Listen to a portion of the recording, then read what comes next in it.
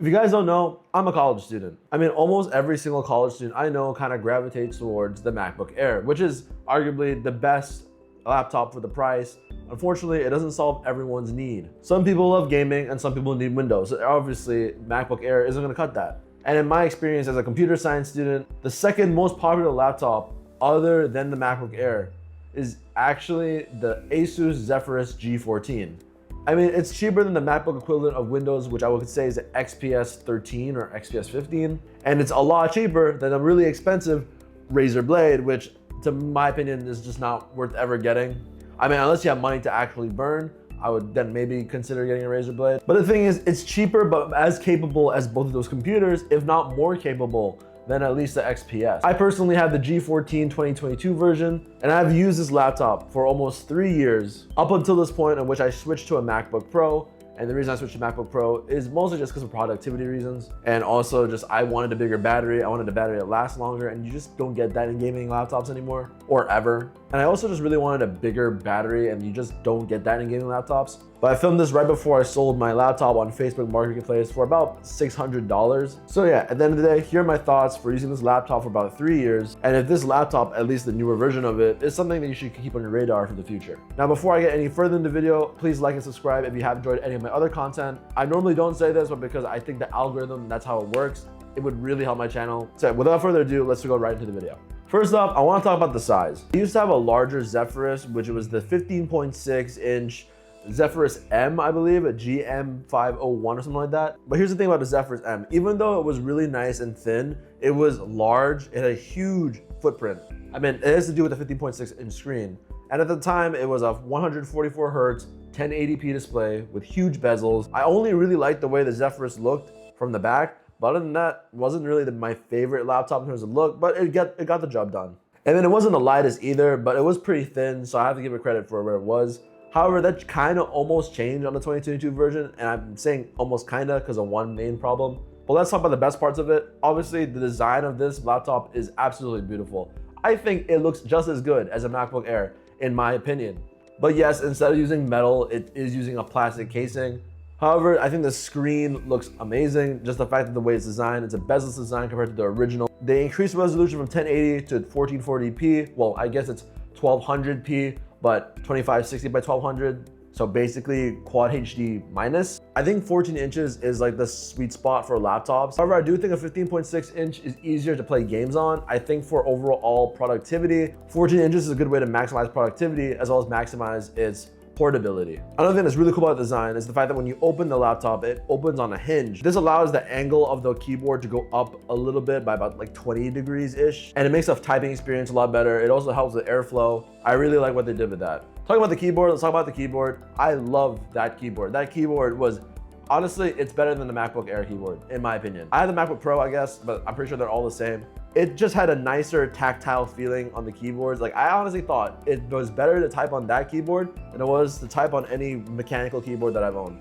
Which is weird to say. I mean, and I guess this is a Wooting HE60. Again, this is a stock keyboard. I am not using any lube switches or whatever. However, I thought that keyboard had a really good balance of being clicky, yet tactile and silent. So it was not super silent, but it was really nice to type with and really springy. Coming back to the chassis, it is plastic. However, I really like the design of it. I like the fact that there are vents coming out of it for the cooling. I like the way it just looked like a gaming laptop without screaming gaming. And you could definitely tell it was a gaming laptop, but you couldn't be like, it wasn't embarrassing to bring it out because it actually just had a cool design to it.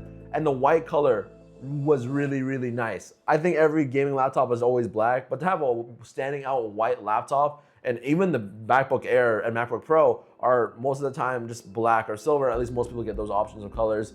It was nice to have just a straight up white laptop. I guess white isn't the best for durability the whole time because it does chip away. However, it didn't really chip away that hard. I had it for 3 years and it looks pretty white still. And although I did use some stickers and covered a lot of the laptop, I really do like the two-tone design that this laptop came with. It had just a little bit of visual flair. My whole visual style is like minimal, but with a cool visual flair. That's kind of what that was. And I thought that was probably the coolest design laptop I've owned. I did mention the vents. Let's talk about the thermals.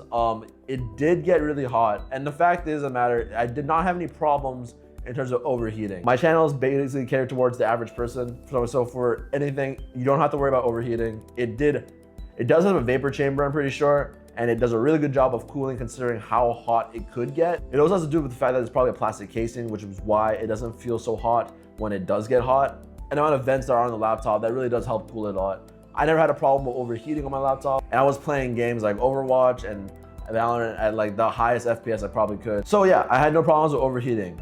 The thing is, can you use it on your lap? And I say yes, you can. It just depends on what you're doing. I don't think you can game with this on your lap. It will get really, really hot. However, you can totally do normal like work tasks, like some light coding, maybe some light coding, internet surfing, web video, whatever. That stuff is fine. Video games, on the other hand, you're probably using a table anyway, so just use it on the table. You can also go to the Asus Aurora Center, I believe that's what's called. I always, when I game, put it to turbo. Max fan speed, most cooling, most performance, you know, makes sense. However, if you are wondering how loud this laptop can get, it can get extremely loud. However, it can also get really soft. It really just depends on the settings you play with. And there is a silent mode, and I really always use silent mode when I am just working normally because I don't want to stand out in the library. So yeah, silent mode works really well. I also like the fact there's a Windows Hello. I never had that before on a laptop, and it finally came to this laptop. I was like, oh, it's really cool. They have it as a gaming laptop, and it's really useful. So I liked Windows Hello. I don't think it's as good as Touch ID on a MacBook Pro, but it works for the most part, and I had no complaints about it. Okay, so the I/O is pretty great, and as a college student, you kind of only need like 3 or 4. I would only argue you really need 3. A HDMI port, USB-A, USB-C. Some people would love an SD card slot like me, and I really love the SD card slot. However, it's not the hugest deal if it doesn't have one because I have a reader. But if you are gonna add one, which it does have, it has a micro SD card slot, which is cool. But I feel like you could just go with the big one if you had the space, hopefully. If you're gonna go with none of it, or you're gonna go with all of it, micro SD is like the weird compromise. You can always put a micro SD into a big SD card slot and then plug it in, but you can't put a big one into the small port. Then you might as well use a reader. And if I'm gonna use a reader, then I might as well just not have that slot in the first place. You get what I'm saying? The speakers overall, I think, are really, really decent. They're just not great. Unfortunately, I did record this like 2 months ago. I don't have a laptop with me anymore. But the speakers were just pretty average. They got loud enough for me, but if I was talking to someone at the same time and watching a movie on my laptop, it wasn't that loud. It was okay. It doesn't sound the best. It sounds all right. I mean, nothing really compares to a MacBook Pro speaker, if you know what I'm talking about. But it's serviceable. It has Bluetooth, and it has a headphone jack. So I mean, you're pretty much okay for the most part. I don't think anyone's gaming with speakers anyway. So for the most part, if you are just gonna plug in a headphone, you should be fine. And it does have a headphone jack, so you're kind of good. Performance on this laptop is actually kind of impressive considering how old it is. It is 3 years old now as of today. It was running a config of the AMD Ryzen 9 6900HS, plus the bigger version, which is CPU is an 8-core 16-thread, and the GPU is an AMD Radeon RX 6800S with 8 GB of VRAM and 16 GB of DDR5 RAM. Even though it's a little bit old, for the most part, this is a really good machine. Even though these parts are definitely outdated, it still runs fine for what I needed to do. And no, it's not going to be able to run Black Myth Wukong in 4K, probably not even 1080p Ultra at 60. But it could probably run at 1080p medium or 1080p low. It is a capable card to game on for the average player. By no means is it an impressive card as of the current day, but it is impressive for the time. Let's talk about the performance of the screen first. I like the fact that it's 120 Hz. The colors are awesome. I think they look really good. I like the clarity. Quad HD at a 14-inch size looks beautiful. Like, you cannot see the pixels apart. Honestly, I had no complaints about the IPS technology about it because it was almost like OLED looking-ish because of the finish of the screen, in my opinion. It looked really good, especially with the design of the like bezel-less design. And as a 3 millisecond latency of the screen from the laptop, I mean, I could not notice a difference. I don't know anyone that says like 3 milliseconds is slow. However, the screen isn't the brightest. It does support HDR, but I think in direct sunlight, it wasn't worth using. It's pretty dark. I think for the most part, you were better off using it indoors. And it is a gaming laptop again, so I am saying for the most part, you are gonna be using this laptop indoors. So let's go on to performance of games. I am a comp-sci student and who needed to use it for gaming because I'm a gamer, and then also for coding. And for coding, it completely worked fine. However, for gaming, it basically worked for everything I needed it to be as a laptop. Let's be honest with yourself for a second. It's not gonna kick any current PC specs ass. However,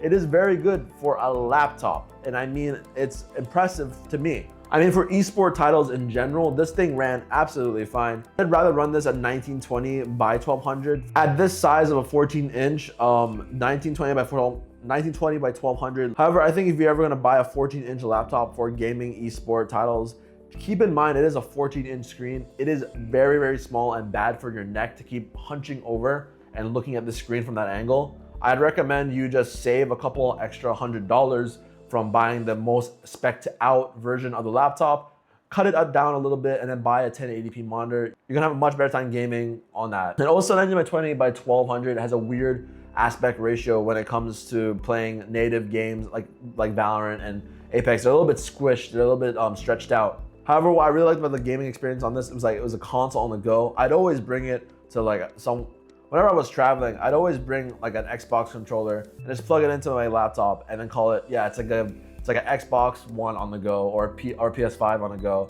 It wasn't gonna get the most amount of graphical fidelity like a PS5 can get, but it is also like a third or not a fourth of the size of a PS5. For this test, I actually played Marvel's Spider-Man 2. I played on my main PC and I can obviously get really good results on my main PC. However, I was very impressed by playing medium settings, 1920 by 1200. And I was getting very respectable frame rates in the medium settings. I was getting about 50 to 60 FPS on medium. However, when I turn on frame generation, which I always recommend you do for your laptop, especially when you're playing games that are single player because you do not notice a difference. I'm telling you, it looks and feels really, really good when you turn on frame gen. And I was getting about 90 to 120 on, again, this really, really thin and light laptop, which is playing a PS5 current gen title. I think it really shines though is not just current gen, but also last gen games. I was playing with Shadow of War recently on that laptop and it looks amazing. I think the absolute max settings, I'm getting about like 60 to 80 FPS on this computer. And if I turned down to medium, I was getting like easily 120, 140 if you really wanted that visuality. Let's talk about battery really quickly. Unfortunately, there's not much to say about the battery. One of the reasons I actually bought this laptop specifically was because I saw a lot of reviewers saying that, oh, the battery on this is pretty insane for a gaming laptop, like 7 hours while doing normal tasks. And I literally tried that and I was completely disappointed. It was definitely not 7 hours. I'm very lucky to get 4 hours, if not 3 most of the time. I think I get 3 most of the time if I'm just doing it on the eco mode, which is like the power saving mode in the Asus Aurora Center, as well as like turning everything off, like turning off the dedicated graphics card. It really does not run that long. I think the most I got was throughout maybe 4 hours doing web searching, and 4 hours isn't a ton, especially, again, I'm a college student. If you don't want to carry the power brick, which is a big thing, which I'm about to talk about in a second, you kind of only have 4 hours, which means it's like maybe 1 or 2 college lectures and then you're fucked. So you have to bring the power brick. Although the laptop is about 1.7 kg, with the power brick, it's almost 3. For Americans, it's like about 5 pounds. It's heavy. It's a heavy thing. And the thing is, I feel like the fact that it's a thin and light laptop kind of defeats the purpose when you have to carry this huge ass power brick with you, in my opinion. I think newer models have definitely got better at this. At least I hope they've gotten better at this. And you definitely feel it in your backpack when you do bring it around. So I just feel like having this power brick that's almost as heavy as a laptop, if not half the size of the laptop, kind of defeats the purpose of it. And that's just normal load. I think if you're thinking about gaming with this, with a large battery, don't flatter yourself. It's a gaming laptop. They don't last long. So yeah, and overall, the last couple of things I want to talk about is my overall user experience. I think this is a really nice laptop to use. I've had some problems though recently that it did keep recently like blue screening a lot. I have no idea why. It could be an OS thing, it could be a hardware thing. It would never really made sense. It would just happen maybe once every 1 or 2 weeks.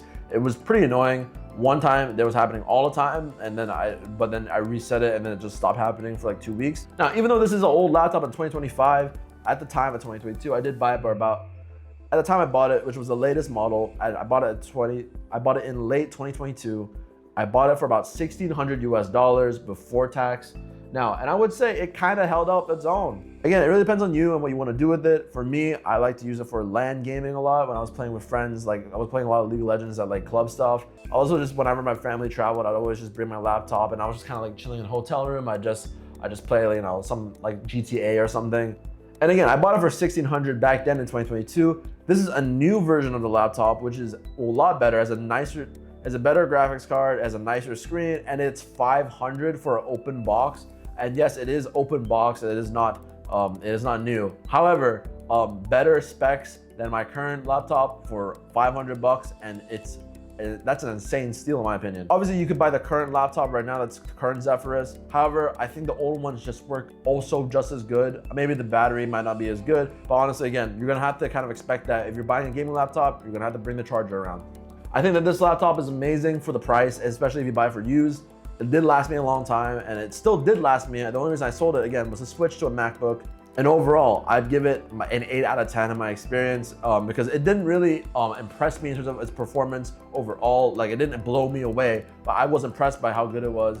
Again, there are some things I didn't really like about it, which is, again, mostly the fact that the battery was kind of horrible for normal use. I was kind of hoping that if I wasn't gaming, I could at least get by with 7 hours. It was like really not that, it was like half of that at best. So my experience, yeah, I give it an 8 out of 10. Overall, I kind of hope you guys enjoyed this video. With that being said, this is now more of a tech channel. I used to be more of a gaming channel. I switched away from gaming to gaming tech to now just tech. And I also do gaming tech videos. I love talking about mice and stuff. I just wanted to switch over to just tech as well. So yeah, that was my gaming laptop. Hope you guys enjoyed this video. Please like and follow if you enjoyed any part of this video. And yeah, we'll see you guys in the future. See ya.